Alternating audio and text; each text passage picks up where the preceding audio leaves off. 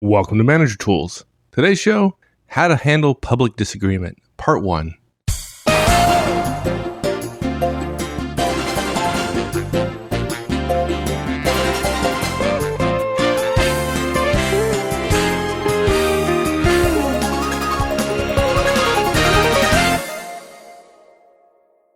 Now, for years, we've been hearing about how important collaboration is, right? That it's important to work with rather than manage your team. Yeah. Yeah, you that's don't what like people that, saying. do you? That's right. Yeah. No, not really. No, I mean, look, you're always the manager, right? I mean, did you ever think when you were a manager, when you were an executive, that you go down and brainstorm with your team and we're all just equal here now? We're all brainstorming equally? Well, we were brainstorming, but we were... Yeah, right, yeah. Well, we weren't equals. I was always the manager, right? I mean, you don't just take your manager hat off and put it off on the table and say, hey, I'm not the manager anymore for the next 5 minutes while we collaborate or brainstorm. So you're always the manager. Look, I think collaboration is really super important. I just think collaboration and management go hand in hand. And you're always the manager when you're the manager. You never get to take off that hat. And collaborating is good. But when you're collaborating, you can still be managing. And sometimes you have to I would say you put that hat aside, but sometimes you're going to take a little bit of a back seat because you want to get input for your folks. During brainstorming, for example, you want folks to be candid and frank, right? You want to encourage that from your directs. Right. Otherwise you don't have that free exchange of ideas. Yeah, you're totally right. Yeah. Okay, so we were talking about this earlier, and I'm going to share with folks an experience I had a few weeks ago. The manager I was working with wanted to do just that, wanted to have an open, collaborative meeting. They were brainstorming some ideas, right? And this manager was pretty darn good because in the course of the meeting, they were brainstorming. It wasn't an official brainstorming session, but they were kicking around ideas and sharing thoughts. And one of the folks in the room was being open, but just stepped over the line a little bit. And they called somebody else's ideas stupid. Now, when I heard that, I could see the fear on people's faces as to what was going to happen next after this individual said that. Yeah. And this manager, she had kind of a sideways glance in her eyes at the person. At the offending party. And then just ignored it and just went on. And the conversation picked up and everything got back on track. And the wisdom of that struck me because all too often managers get bent out of shape. They feel like it's time for a butt chewing right there. And the entire meeting is ruined. Yeah, I think we see that clearly you were watching a fairly confident manager. And less confident managers feel like it's hard work to create the environment where people can exchange ideas. You got to prepare for the meeting. And then one guy says something and you don't know exactly what the right answer is. We always say that people always want a silver bullet from us, right? They want the one answer that they can solve all their problems with right away. And they immediately feel like while things were going okay, suddenly they're in completely uncharted territory. They don't know what to do. And frankly, they believe there's a right answer, but they don't know what it is. Yeah. Right? When it comes to collaboration, right, things that come up are things like, what do you do if nobody speaks up, right? What do you do if somebody takes advantage and sort of hijacks the meeting, right? Younger managers and less experienced managers, they'll let it happen. And then afterwards, somebody goes, why didn't you do something? So, well, I didn't know I could, or wasn't sure whether, I didn't want to be disrespectful. He's been here 25 years. I've been here 5 months. And, or maybe you've got a bunch of people contributing, but one person crosses their arms and says, I'm, basically passive aggressive. I'm not going to talk. And the one that you bring up is what do you do when somebody disagrees publicly in a less than ideal way, right? That's just one of those managerial moments that we know there's a right way to do it. It doesn't do any good for us to keep it under our hat. So that's what this cast is about. How do you handle somebody who disagrees publicly in a way? Look, disagreements are okay. If you say X and I say Y, I say, well, Mike, X is interesting. And what about Y? That we disagree, but it's public. Everyone knows that you're voting for X, I'm voting for Y, but it's not in a less than ideal way. In fact, I say, I can see your point about X, and hey, can you consider Y for a minute? That's the ideal kind of professional collaboration / communication / sharing of differences of opinions that is great. And that's not what this cast is about. We're not going to teach that. We'll teach that some other time. We'll teach you the right phrases to teach your teams and so on. But the question that managers often have is the fear of failing when you've got a good collaborative meeting, a brainstorming session, or an idea sharing session, a kicking ideas around session, as you say. What do you do when somebody disagrees publicly and it's not done terribly well? We have 4 recommendations today. The first recommendation, the big kahuna, the 900-pound gorilla, whatever you want to call it today, is don't make a big deal of it. As that manager whom you were watching did, she let it slide, right? I mean, she noted it. Everybody knew she noted it, and yet she let it slide. And our first recommendation, don't make a big deal out of it. Don't respond. Don't punish. Let it go. Take it easy. Your authority is not being questioned. And that's the big kahuna idea. I just want to be clear. I was just wondering. Yeah. I just wondering. Yeah, it's not the little kahuna. It's absolutely the big kahuna. It's the gigantic kahuna. Okay, yeah. good. Yeah. It's the Waimea of waves. It's the, Waimea of ideas. Okay, so number 2 is publicly be thankful of the comment that they're making relative to the process. And what we mean by that is if someone is sharing an idea, even if they're disagreeing with somebody else's, 2 things are happening. Maybe they're doing it clumsily, but if they're sharing an idea that has some merit, we want to recognize that there was some merit there, right? And we don't want to make a big deal, going back to point number 1, about the disagreement that they're voicing, okay? So you're actually saying thank you, or you actually help continue the discussion while ignoring the faux pas, however small or big it might be, to keep the process going. Because of points 3 and 4, which is point 3 is don't tolerate abuse. Look, if somebody does something really egregious, and we'll define that in a little bit here, if somebody does something really, really bad, then of course you stop the meeting and you give them some very direct and specific alarming feedback, if you will, after everybody else is gone. So you can do that if it's bad enough. You've always got that as a backstop. It rarely happens, folks. That's just not going to happen, but maybe once every 5 years to any given manager, we would guess. And then the 4th point is the reason you can not make a big deal out of it in the moment, and you actually thank people, or at least you comment favorably on their suggestion or the recommendation, even if they did it clumsily, is because our 4th point is give private feedback when necessary. In other words, if what they did is worthy of a bit of feedback, you would give them a little bit of feedback later in a one-on-one or 15 minutes after the meeting, or you hold them up when everybody else leaves and you mention it to them very briefly. We're not going to go through the 4-step feedback model here. We're not going to teach that again, but we've obviously got a lot of casts on it. But we just recommend giving people private feedback. And the point is, 2 things happened. 1, they're sharing an idea, which is a good thing, and they're doing it poorly. In the public session, we're thankful. We may actually say thank you, we may not. We're actually thankful that they're sharing an idea. They're supporting the process of idea sharing. Or they're supporting the idea that disagreements are okay, right? I've said it before. I've said it before on air. My dad used to tell me the definition of conflict was 2 human beings in the same county. You're going to have conflict. It's no big deal to have conflict, okay? The private part, privately, is where you address the less than ideal way they delivered it, and you just give them some feedback. That's it. 4 steps. Okay, so the big kahuna, don't make a big deal of it. I suppose you're saying that is the most important of the points we're going to make today, because this is where a lot of managers go wrong, right? That they overreact to these public disagreements. Yeah, it's exactly right. I mean, collaboration, idea sharing, open communication, candid discussion among people that doesn't require you asking everybody all the time, Bob, what do you think? Rowena, what do you think?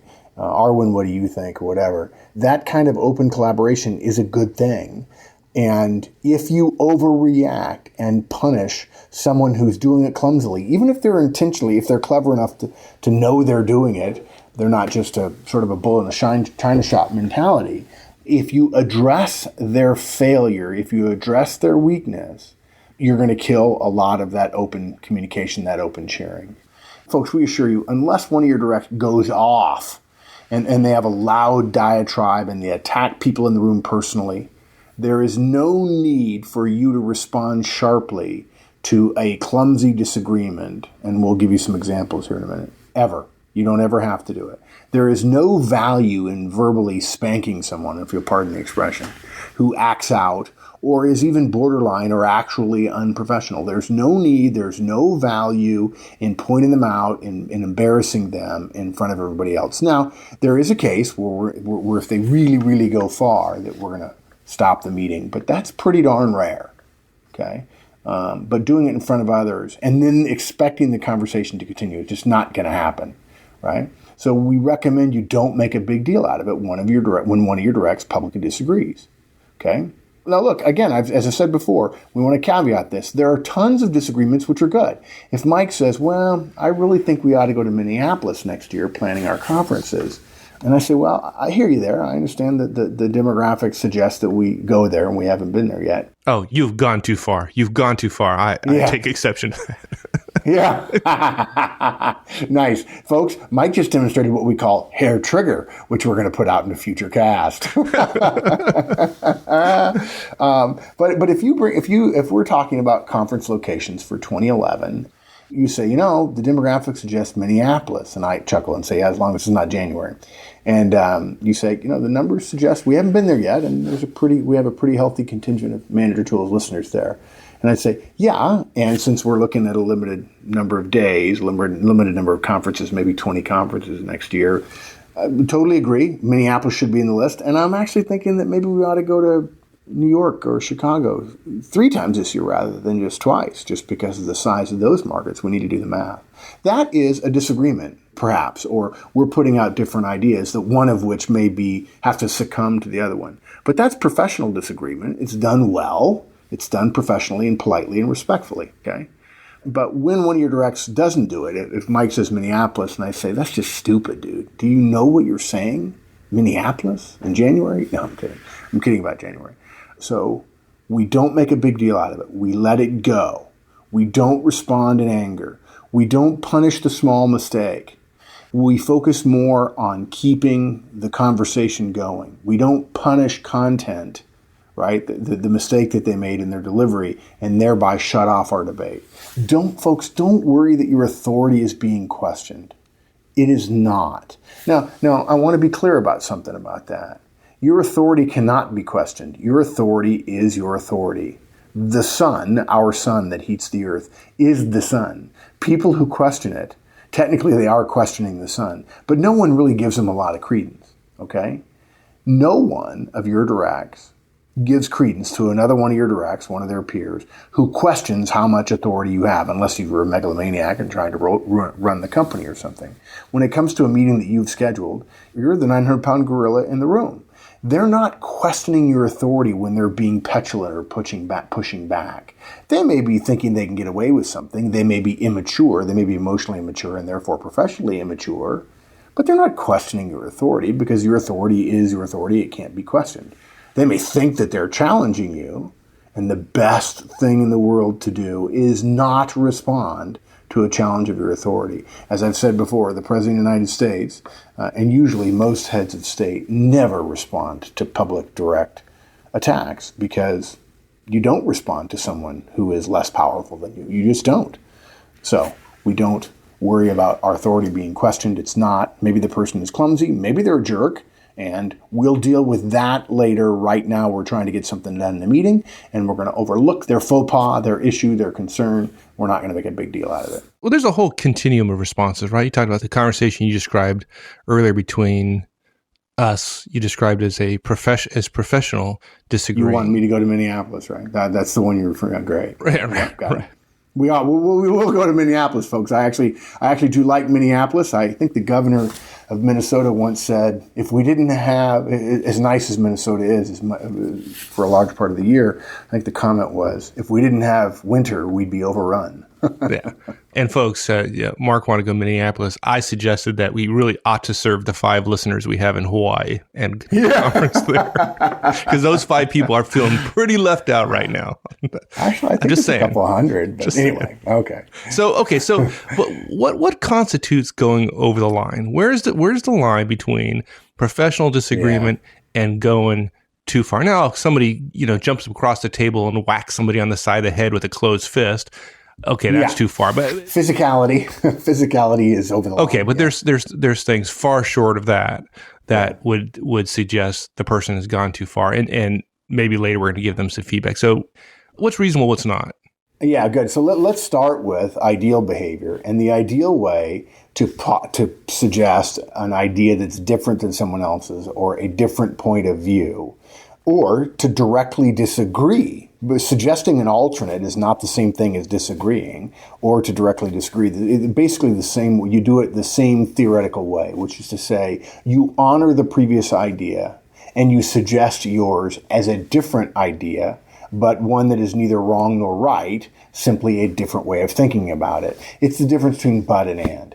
Mike, I like the idea of going to Minneapolis, and maybe we ought to also consider something else. We're essentially saying there are two ideas on the table in front of us, rather than I want to kick your idea off the table with my idea.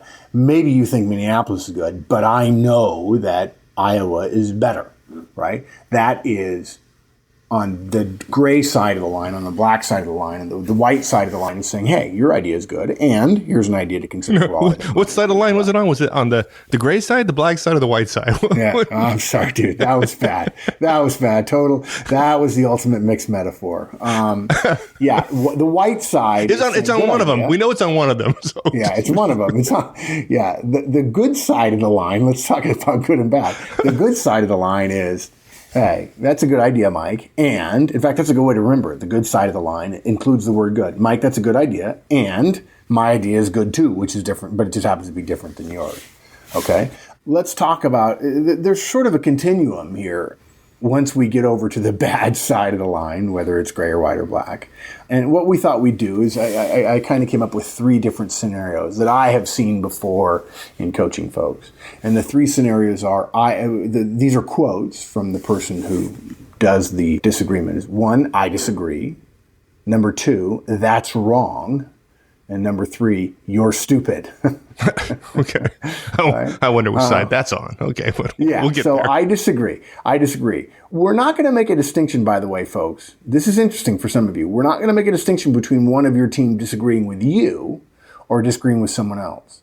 When you begin to make that distinction, you're a little bit off base. If you're thinking that's important when you're discussing ideas, you're mistaken and probably a little bit thin-skinned. If your team gets really quiet when someone says, I disagree, after you've stated something in an open discussion where you're trying to get ideas, you've asked for thoughts, you ask for ways to cut the budget, whatever, and everybody gets real quiet, it's either because that person is probably a bully, or you're very thin-skinned, or all three of the above, you have a temper. That said, believe it or not, I disagree, the phrase I disagree, is a fairly highbrowed way. It is on the bad side of the line because it does engender a little bit of hurt feelings quite often with people. But it is a fairly highbrowed way to express a difference of opinion. A better way, I've already alluded to, is I can see your point, and here's my point. Now, I disagree is somewhat similar to I see your point, but here's my point. That's a little bit of, I want to point out that you and I disagree. Regardless, the I disagree or you say X, but I say Y are both essentially the same sort of thing. It's pointing out, it's making clear we disagree. Not that there are just two ideas to talk about, but that we disagree. In other words, my idea and your idea can't survive at the same time. Okay. The next one is someone saying, that's wrong. This is slightly more aggressive than disagreeing. Though, again, we don't think disagreement, the first one we mentioned, is a really big problem. So really, someone saying that's wrong really isn't a cause for alarm. Okay? Trust me on this. If you're thinking this is an attack, right, you might be right. Okay? For those of you who know DISC, if a high D says that's wrong, he doesn't mean it as a personal comment. It's not an attack at all. Frankly, high Ds rarely think about other people, so why would they start making an attack just because you're wrong? Because most people are wrong around them anyway, right? If a high I says it to you, she's just mixing it up, and she's just enjoying this awesome exchange of idea, brainstorming, discussion, collaboration thing. Isn't it fun? Awesome. I'm texting my friends while I'm doing it, and I'm on the phone too. Now, if a high C, a perfectionist, a person who dots their I's and crosses their T, if a high C says, that's wrong. Yeah. Then you're That's drawing an the attack. conclusion. That's an attack. That's an attack. Yeah. You're probably right. It's an attack. A high C can think of few things as derogatory about someone other than them, about them being wrong, right? Right. If you're wrong about something, frankly, the Lord fears a high C with a lot of data and convictions and telling somebody else that they're wrong. So our point is, don't assume that someone saying that's wrong is an attack. It may not be. It's certainly, someone saying that's wrong is not helpful. They may not mean it as unhelpful, but the fact is, for many people, it's unhelpful, even if it's not a personal attack. And so it is a cause for private feedback later, which we'll talk about it. And for those of you high S's out there, or you high C's who are wondering whether or not we're going to say something, we didn't include our discussion of high S's saying this because, of course, a high S would never say, that's wrong or you're wrong. Not in a million years. They just wouldn't. They'd smile and say, thank you for sharing. In fact, interestingly enough, I hadn't thought about it until I said that, but this cast is a little bit about being more of a high S and focusing on the good, right? And trying to keep the team together rather than pointing out the flaw in someone saying a good idea, but prefacing it with, you're an idiot. Right. Which brings us to our third suggestion in the continuum, our third possible public disagreement that might be objectionable, which is you're stupid. You're stupid or you're an idiot, those kind of things. Cross the line into what we call an ad hominem, which is a personal attack. And we don't recommend you ever tolerate it. Ever. You don't tolerate this. Now, we're not suggesting you hammer them at the moment. We're not. Believe me, we're not. We're going to talk about how to handle it in just a minute. But we don't recommend you tolerate it. By the way, if you have an irascible direct who uses the phrasing, you'd have to be stupid to think that, they might be thinking themselves really clever with the words they're using, but don't worry. You're right. They're being disrespectful and unprofessional if they're saying you'd have to be stupid to think that. And then when you tell them later, hey, when you call people stupid and they say, I didn't call them stupid, you say, okay, fine. Yeah, you did. You'd have to be stupid to think that really is saying you're stupid. Yeah. And believe it or not, you're still saying that we don't recommend that you give them feedback about that or address that in the moment. No, we don't. Okay. Look, we've tried it. Look, a lot of this stuff comes from our experience as well as managers and executives we coach. We've seen it tried. It just, if the manager interjects with what amounts to managerial guidance that's negative, let's call it feedback even though it isn't, you just put the kibosh on the discussion you're having. Everybody's going to withdraw. It's not going to work. And so the question is, how can we keep getting value out of the discussion we're in while also change future behavior? Because those of you who know our feedback model know that feedback is not about punishing people. It's about changing future behavior. Because once somebody says in a meeting, you're stupid, they can't ever go back and unsay you're stupid. It will have always happened and there's nothing we can do about the past.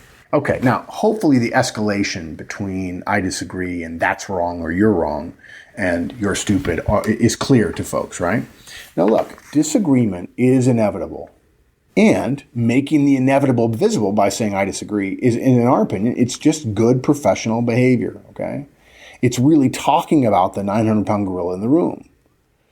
Now, saying something is wrong takes a lot of form, but it's still it takes a lot of forms, but it's still in the realm of ideas, which are not only not behavior, right?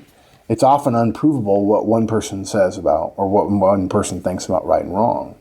So disagreement and wrongness are sort of in the area of ideas, and they're probably okay. You're stupid, though, again, passes into a personal attack. This person is not talking about ideas anymore. They're attempting to win an argument by denigrating another team member, which hopefully some of you have heard before, relates to our guidance that the first two rules about terminating someone are for A, performance, and B, tearing down the team. This is a pretty mild form of tearing down the team, but if they're attacking somebody to win an argument, that's what they're engaged in, okay? And the key to all this is there's a critical lesson in here. There is a distinction we're making between the process by which we get to a decision and the decision itself, okay? Folks, don't confuse making pancakes with eating pancakes. Don't confuse planning a sales call with making one, okay? The collaboration you're going through is not part of your making of a decision, Okay? And this is important because if somebody disagrees, even if they disagree with you, they're not challenging your ability to make the decision. In fact, that disagreement is about the ideas in the preparation of the decision, and it's not the actual decision.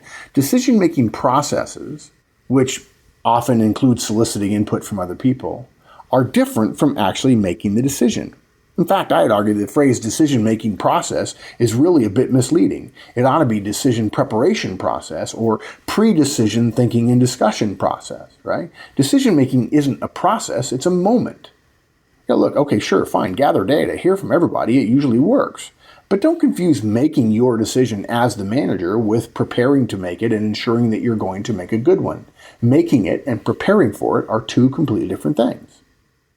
And if you can see that decision itself and the preparation are different, then the two different processes we're talking about here call for different behaviors.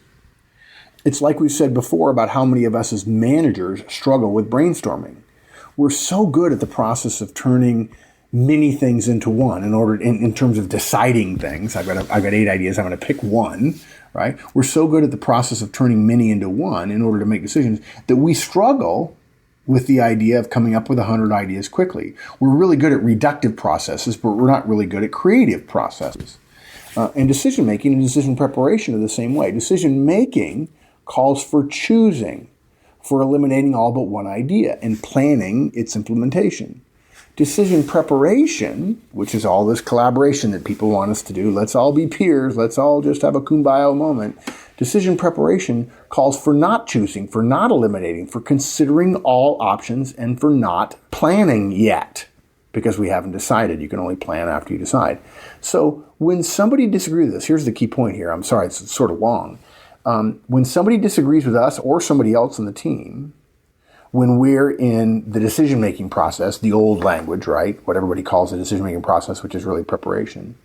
That's exactly what we want them to be doing, to be disagreeing. And we oughtn't be punishing them too quickly or too harshly just because they're doing what we want them to be doing, even if they're doing it in a clumsy way. They're not disagreeing with our decision yet. Now, that's a whole different kettle of fish. What they're doing is they're adding to the pile of ideas, and they're doing it in a really, really crummy way. Yeah, I guess you could punish them for, disagreeing in a clumsy way, and then in your next meeting, you just sit there and everybody sits around like a bump in the log, and you have no input whatsoever. Yeah, you're basically saying in 2 seconds what it took me 2 minutes to say. We've only been doing this for 5 years. Why does that surprise anybody, right? What you're saying is, if you decide you want to address their behavior, if you want to put the kibosh on them, on the clumsiness, if you want to address the clumsiness, they're going to think you're attacking their idea. They're then not going to share as many ideas. So feel free to address it and say, well, we can't do this incorrectly, so let's everybody make sure we do. When you share an idea, we'll share it exactly the right way. Let me tell Bob he did that poorly, and then watch Bob sit on his hands the next meeting. And frankly, if he was willing to disagree publicly, he's probably one of the more strong people on your team in terms of ego strength. And if Bob's going to sit on his hands, so are 3 or 4 other people going to sit on their hands too. And now you're going to have a bunch of stony faces staring at you, afraid that you're going to correct them on how they share ideas. This is a terrible thing to visit on your folks. I've seen this numerous times. I won't take us down this rabbit hole, but where managers essentially grow up, if I can use that term, grow up under a particular executive who does not invite disagreement, does not invite this kind of collaboration. And then those managers or those directs, they end up in meetings with other executives and they don't know how to participate. They don't know how to participate. Exactly and right. They're unwilling to engage in conflict. And as an executive, that is a kiss of death. It really is. So anyway, that's probably another cast. That's a good one. That's there's a whole theme there about managerial development of folks. And we've said before that when you're an executive, you get evaluated based on the success of people who used to work for you in terms of their ability to become executives as well. Can you create more executives? And what you're talking about is exactly right? If you squash every single time somebody does something not right, you're going to get a bunch of people waiting for you to tell them what's right. And as they say, an idea is a dangerous thing if it's the only one you have. Yeah, absolutely. Look, I've got to bring this up because it's one of my favorite passages in a fiction book. There's a great literary fiction example of this concept at work. Tom Clancy, the American author who wrote a book years ago, and I think it was in 81, 82, Came out while we were in school, Mike. The book Hunt for Red October, which is a breakthrough book. He also wrote a book called Executive Orders in the 90s. And in the book, an American president is faced with a biological terror attack on the U.S. The president basically calls the cabinet together and they have a meeting to debate whether or not to shut down interstate transportation in the U.S. This biological agent can be transported by people, and the president is thinking, if we stop interstate transportation, we got a chance to let this thing die out. It has a shelf life of 3 or 4 days or something, right? There's this very fierce debate. The president actually says, okay, here's our options. I want to hear from you guys. Let's talk about it, right? So there's this very fierce debate addressing whether it will work to stop the spread of this biological agent and whole separate issue, whether or not the president even has the power to do what he wants to do. In the U.S., folks, if you don't know this, in the U.S., the Constitution says everyone has a right to interstate travel. The government can't prohibit people going between the states. It's one of our basic freedoms. It's not one that gets talked about a lot. It's one that we take for granted because no one can imagine not being told, oh, by the way, Utah's closed this week. Right? That doesn't make much sense to people. But in fact, there is some question about whether or not the president can order the stopping of this. So there are really kind of numerous issues. And the debate goes on for some time in the book, and several pages. And the president really he's made his points, and then he's listening to the debate and not really commenting. And participants are pretty loud. And these are all very, very accomplished people, cabinet ministers at the highest levels of government. People are willing to be very direct, very blunt, say almost anything to get their point across and to win the argument. It's pretty heated. Sometimes it's thoughtful. Sometimes it's both heated and thoughtful. And basically at the end of this, I don't know how long it was, but it seemed like, my recollection is it was like an hour or 2 hour meeting. The president finally asked everybody to give their recommendation. Okay. And as it turns out, the tally among the 20 or so people in the room is something like 19-2 against the president shutting down interstate travel and commerce. Some people didn't think he should. Some people didn't think he could, right? For whatever reason. And so the president hears their points. He goes around the room, pulls everybody, says, what do you think I should do and why? He gets their recommendation and says something like, okay, thanks. We're going to shut down interstate commerce. Yeah. And the cabinet members are just stunned. Like, wait, why did you ask our opinion, right? And in my opinion, by the way, the president is doing it right. Whether you agree or disagree with him or not is a whole separate thing. He immediately then turns and orders the Secretary of Transportation, one of the cabinet ministers, to enact his order. And the Secretary of Transportation refuses, out of a matter of conviction, having been one of the majority who recommended against it for whatever reason. The president then says, as the Secretary of Transportation, something to the effect of, hey, I totally understand. I admire your conviction. Well said. And I accept your resignation as my Secretary of Transportation. And he turns to the Secretary of Transportation's deputy there in the room and says, you're now appointed Secretary of Transportation. Will you carry out my order? And this young woman says, yes. Yeah. Okay, now look, it's a great story. I'm going to have to go back and find that book and read it. The point of the reference I'm making is to point out the difference between the process of making decisions and the actual making of them. The difference between the process of it and the making of it. Decisions are specific things. If you've listened to us before, you know a decision is a choice and a plan. A decision is not a thinking process. The decision itself is a call to action, and it stands apart from the process by which it was arrived. Okay? There are good decisions that are made singularly by oneself without input, and bad decisions including everybody's input, and the contrapositive of those things is true as well. The decision is not the process, and vice versa. All this discussion about collaboration has made it popular to imply to managers that all decisions made with input are better than all decisions made without debate. That's false.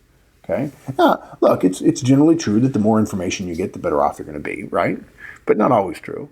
And as we've said earlier, the two different actions, preparing for and then deciding, call for two different mindsets. One's creative and one's destructive, and two different sets of actions. Frankly, as alluded to in the story, the first part, to make a good decision preparation process, you want something that's almost approaching anarchy, where people can be a little bit, if in the service of good ideas they stumble a little bit or they say something a little bit rough around the edges, we don't want to stop them. Okay? It's okay. Now look, we're not suggesting anybody tear each other's heads off. We're talking about within some professional bounds, which you've already sketched out, right? But the first part is something that almost approaches anarchy. But then once the decision is made, assuming that this discussion we're having leads to a decision of some sort, The decision itself is something that approaches ruthless dictatorship. Okay, hey, thanks for the input. We're going to do this, right? And there's really no discussion once the manager, if you're in charge of your team, say you're going to do X or Y or Z. And it's important that we don't think of the decision-making process as having to be so collaborative that, or that we're so worried about our authority that we're going to punish anybody who gives us an idea that might be good in a way that's not effective. We don't really worry if they're clumsy about it. We don't even worry if they're intentionally a little bit negative, as long as they don't go way too far, which we'll talk about later. Okay? We've often shared that many folks who listen to us, their views about how decisions are arrived at in the military are mistaken, right? But a lot of people think that all military officers and non-commissioned officers give direct verbal orders from on high. They don't take any input. There's no debate, and so on. But that's just not true. Mike and I can tell you great stories of an organization, in staff meetings, being in knockdown, drag-out meetings with our leader, our manager, commander, whatever you want to call them, about all kinds of operations that we were involved in. The debates were furious and rough around the edges, frankly. And believe it or not, junior folks with not a lot of rank, were expected to be involved, expected to have an opinion, expected to offer the opinion, even if they didn't really have a lot of credibility with the team. They needed to learn how to debate, how to discuss. If you didn't have different ideas, if you didn't have a point, if you just agreed with the colonel all the time, you were considered to be selfishly avoiding your responsibility, which is a really big no-no. You were trying to make yourself look good by just always agreeing. Right. You're considered something else, but we're not going to. Yeah, exactly. Right. Yeah. I won't name well that. Said. Yeah. Back then we were younger and we were in the military and we used lots more bad words. But look, debate was encouraged right up until the moment the leader made a decision. Then, at that time, everyone acted as if it was their decision. Now, folks, if this sounds weird, we're sorry. This is the very definition of professional behavior. Very definition of a modern major general. No pun intended. Oh, okay, pun intended. If you've never seen this happen, a bunch of people going at it hammer and tongs and then saying, okay, we're going to do X, and everybody goes along, and they never ever mention that they were in favor of Y or Z or A or B or C after the fact. If you've never seen it, we're sorry, but it happens, and that's the way professionals do it. If you've seen your associates think it's okay to slow play something because they disagree, or poor mouth the boss's decision after a meeting, or if you've done that yourself, we're sorry, that's not the way you do it. What you've seen is what some people think they can get away with. It may be tolerated in places you've been, but it's still unprofessional. And we actually have codified this in Horstman's Law of Murdering the Unchosen Alternative. You don't get to enact a boss's decision weakly or in a way that is purposefully ineffective just because you disagree with it. As professionals, as managers, as professionals, we're obligated to both make a case for what we believe is best and to implement vigorously whatever plan the boss endorses, regardless of how energetic our support for the other plan was.